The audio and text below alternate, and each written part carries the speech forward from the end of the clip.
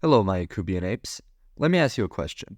Have you ever been on your way to the local Queers for Palestine protest when suddenly a Zionist falls out of the sky and says, actually, Hamas would have you executed for being gay? Many such cases. Well, after this video, you'll be able to tell him that actually Hamas had a gay commander. Okay, in all seriousness, today we're going to be talking about the insane and brutal story of Mahmoud Ishtiwi, the gay Hamas commander. In it, I hope to get you acquainted with the shadowy inner politics of Hamas and introduce you to some of the key Hamas figures, beyond what you might hear about in the headlines. And slight disclaimer, due to this video's very dark subject matter, I'll probably be making less jokes than usual. Anyway, with that out of the way, let's get started. Now, first off, let's get acquainted with our main character. Mahmoud Ishtiwi was born in 1982 in the Gaza Strip. Now, Hamas, the extremist Islamist organization that rules the Gaza Strip, is extremely nepotistic. Power tends to be concentrated in a few families, and Mahmoud's family, the Ishtiwis, were seen almost as Hamas royalty. Perhaps because of that, when Mahmoud joined the Al-Qassam Brigades, the military wing of Hamas, at the age of 19, he quickly rose through the ranks. Eventually, he became the commander of the Zaytun Battalion, one of, if not the most powerful fighting forces in the Al-Qassam Brigades. Now, life seemed to be going pretty well for Ishtiwi. He was married to 2 wives and had 3 children, who all lived in luxury. His rank was equivalent to brigadier general, and his troops performed exceedingly well during the 2014 Gaza war. But there was one problem. He was gay. Ishtiwi had, during the course of his career, maintained many relationships with various men in Gaza. Now, it's very likely that many officials within Hamas were aware of Ishtiwi's habits, but due to his extreme usefulness to the group, most of them were willing to look the other way as long as he continued to be a beneficial asset. Perhaps because of this, Ishtiwi came under the false impression that they didn't care about his habits at all, and he began making less of an effort to hide them. But everything changed when a new leader arose in Gaza, one far more brutal and fundamentalist than any who came before him. Yahya Sinwar had felt that Hamas had lost its way. To understand why, we need to go back a bit. Yahya Ibrahim Hassan Sinwar was one of the earliest members of Hamas. He actually started his career running a small organization dedicated to weeding out immorality, in particular homosexuality. Sinwar had an obsession with purity, and his gang would often burn down video shops that he saw as too scandalous. After joining Hamas, his organization morphed into what became known as Majd. Majd was especially dedicated to hunting down Palestinians who had collaborated with Israel. It would become the Hamas secret police. Now, Sinwar quickly understood that the best way to get people to not collaborate with Israel was by getting the people to fear you. And the best way to get a population to fear you was through public acts of extraordinary violence towards collaborators. Sinwar got Ahmed Yassin, the quadriplegic blind imam who was the supreme leader of Hamas at the time, to issue a fatwa, essentially an Islamic legal degree, that gave Sinwar religious permission to kill anyone he suspected of collaborating with Israel in any way he saw fit. Sinwar immediately got to work. Whenever he found a suspected collaborator, he would kill them brutally, often himself. In one case, he strangled one of them to death while interrogating him. In another case, when a man finally confessed to collaborating, Sinwar said that he wasn't going to kill the man. The man was happy for about 2 seconds until Sinwar had the guards bring in the man's brother and force the man to bury his own brother alive. He would often brag about that particular incident. Palestinians started calling Sinwar the Butcher of Khan Yunis and the Man of 12, in reference to the 12 Palestinians he had personally killed. Even the other Hamas leaders were terrified of him. So, I hope we can all agree that Sinwar was a pretty bad person. I mean, hell, his name is literally Sinwar. It's like you asked J.K. Rowling to name a terrorist. But his killing spree came to an end in 1989 when he was arrested by Israel and sentenced to 4 life sentences. In prison, Sinwar was the opposite of a model prisoner and tried to escape over 6 times. He continued having an influential role in Hamas through the use of contraband cell phones that were smuggled into the prison in pretty crazy ways. Sinwar would attempt to have the phones smuggled inside the prison inside of women's underwear or even inside of people's bodies. That second method is actually quite popular. 4 years ago, Israel found a Palestinian attempting to enter a prison with 11 cell phones and 19 SIM cards inside of his lower abdomen. Yet, Sinwar's luck seemed to run out when he was diagnosed with brain cancer. Doctors estimated that the tumor would kill him within the year, yet for some reason, Israeli authorities decided to save Sinwar's life. Israeli doctors tirelessly worked to remove the cancer. After the tumor had finally been removed, Sinwar's main doctor, Yuval Biton, asked Sinwar if having his life saved by Israel had changed his views on the conflict. Sinwar simply responded that his goals remained the same, the total expulsion of all Jews from Palestine. Biton's nephew would later be murdered on Sinwar's orders during the October 7th attacks. But Sinwar seemed to regain his luck in 2011, when Israel agreed to the Shalit deal. The deal stated that Israel would release over 1,000 Hamas prisoners, including many leaders, in exchange for a single Israeli soldier who had been captured by Hamas. Sinwar was one of the men slated to be released. Now, you'd probably expect Sinwar to be happy about this. After all, the deal was lopsidedly in favor of the Palestinians. Yet Sinwar was furious. He didn't want a deal unless every single Palestinian prisoner was released. He instead wanted Hamas to continue efforts to try and kidnap Israelis in order to free all prisoners. When Biton asked him if he would be willing to kill 10,000 innocent civilians in order to free 100 prisoners, Sinwar told him that he would be willing to kill 100,000.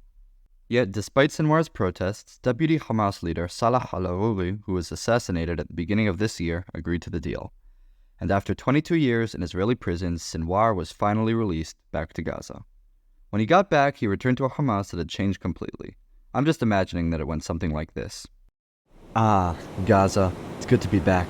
Can't wait to cool off at the beach, maybe buy myself a new jacket at the Hitler 2 clothing store, and oh my god, Sinwar, you're finally back. You totally slayed those collaborators.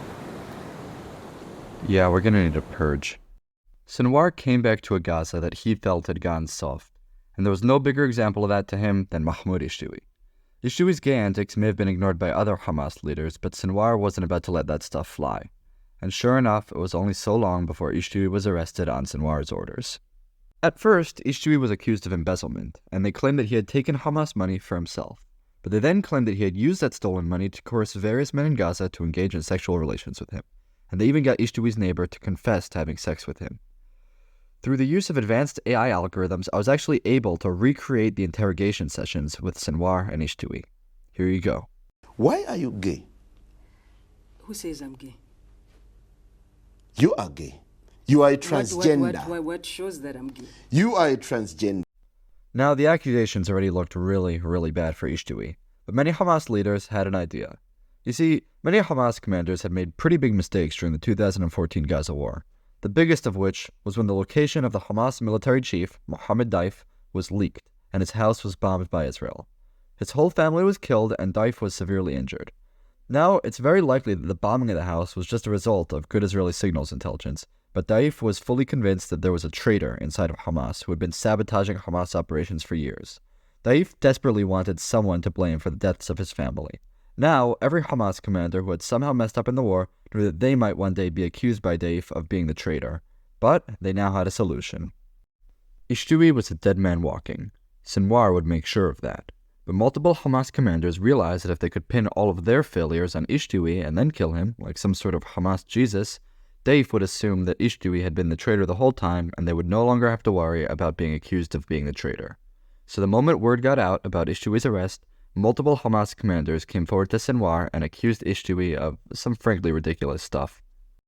Here are just a few accusations. According to the allegations, Ishtiwi had sexual relations with over 50 men in Gaza.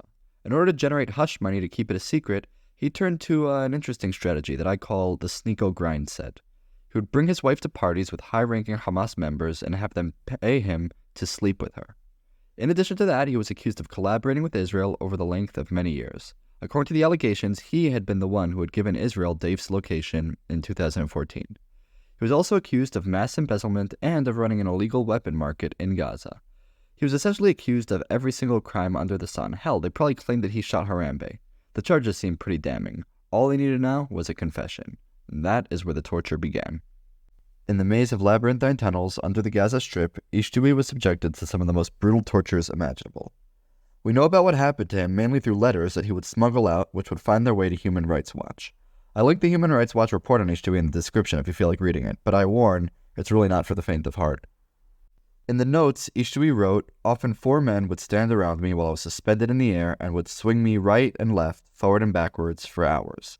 I was tied for an average of no less than 20 hours and sometimes more than 24 hours. I received hundreds of lashes. I was beaten, tied, stripped of my skin, humiliated, spat on, and had a bag placed over my head, and all this without them having a shred of evidence." After every torture session, he would be asked to confess. He had 2 main interrogators. He said that Sinwar was the good cop, and that Sinwar's brother Mohammed was the bad cop. And the fact that Mohammed makes Yahya Sinwar look good by comparison really tells you everything you need to know about him. As bad as Yahya Sinwar was, his brother was a true psychopath and sadist. To get an idea of just how bad Mohammed Sinwar was, one time after Ishtiwi launched a failed escape attempt, Sinwar beat Ishtiwi for 4 hours straight until Ishtiwi was unconscious. He then blindfolded Ishtiwi and threw him in a hole in the ground. Muhammad told Ishtiwi that this was his grave that he had prepared for him and that he should get used to it because he'd be spending the rest of eternity in it soon enough. Ishtiwi would later state the beatings he got on that day would cause his urine to permanently change color. But like I said before, Ishtiwi's family was like Hamas royalty, so his sister Samia was allowed to come and visit him in the tunnels. When Samia saw her brother looking absolutely destroyed from the beatings, she asked the guard if he had been tortured, and of course the guard denied that any torture had taken place. But when she spoke with her brother, he just lifted up his palm, showing the word Mazlum written on it, meaning unjustly wronged, essentially confirming that he had been tortured. He also said that if he would be murdered, he would leave a sign to prove it. Now, this whole time, Ishtiwi's mother had been meeting with Hamas supreme leader and multi-billionaire Ismail Haniyeh. And by the way, fun little fact about Haniyeh, he actually has multiple nephews in the Israeli army. Talk about awkward family reunions. Anyway, in the meetings, Haniyeh was dismissive that Ishtiwi was in danger and claimed that Sinwar would eventually let him go free. But when Ishtiwi's sister went to visit Mahmoud for the final time, she could see that he was at his breaking point. It was during this meeting that he managed to sneak her a note which detailed all the torture that he had been subjected to by Sinwar and his men. Later that day, his sister walked into Haniyeh's house. Like usual, Haniyeh greeted her cheerfully and asked what he could do for her, and she basically said, "Cut the crap, Haniyeh," and showed him the documents that claimed that Ishtiwi was being tortured by Hamas men. Haniyeh instantly froze and his face went white. The details of the torture weren't supposed to have gotten out. Haniyeh abruptly ended the meeting and excused himself. That night, the Ishtiwi family got a knock at the door. Samia opened it and found herself face to face with Sinwar, who had a gun pointed at her. Sinwar walked into the house, still pointing the gun, and said to her that she should stop poking around or she would end up like her brother. Then he walked out into the night. But the Ishtiwi family wouldn't be threatened. They demanded another meeting with Haniyeh, but Haniyeh refused to meet with them. They then organized a protest outside of Haniyeh's house, but it was brutally dispersed by Hamas police. When that didn't work, they had a different idea. They contacted Khalid Mashal, the multi-billionaire former leader of Hamas who now resided in Syria. Now, Mashal actually has an absolutely insane life story that involves the Mossad essentially killing him with a deadly dose of superfentanyl shot out of a Spider-Man web shooter, and after that, reviving him from the dead. If you want me to make a video explaining the absolute insanity that was the Mashal job, let me know in the comments. Anyway, Mashal was seen as much more of a pragmatist compared to other Hamas leaders, and he didn't like Sinwar that much. Because of that, the Ishtiwi family thought that he might be a useful ally in their fight to free Mahmoud. They spoke with Mashal, and he told them that he was confident he would be able to free Mahmoud. In parallel to that, Mahmoud's mother released a tearful video in which she begged Hamas military commander Daif to release her son. She said that in the past she had saved Daif's life and now asked him to pay her back. She revealed that she was dying of cancer and begged Daif to let her see her son one more time before she died. But it was too late. That night, Sinwar came to Ishtiwi and told him that if he confessed, he would only get a few years in jail. Ishtiwi, who was completely broken and couldn't take any more torture, finally confessed. But Sinwar had lied, because the moment he confessed, Sinwar did a quick and secret sham trial and officially condemned him to death for homosexuality. Ishtiwi was executed with 3 gunshots to the chest. His body was returned to his family, and they were told that Ishtiwi had died during a hunger strike. His family didn't really buy that, considering, the 3 holes in his chest, and sure enough, upon further examination, they found that he had carved the word Mazlum into his leg, his way of saying that he had been innocent.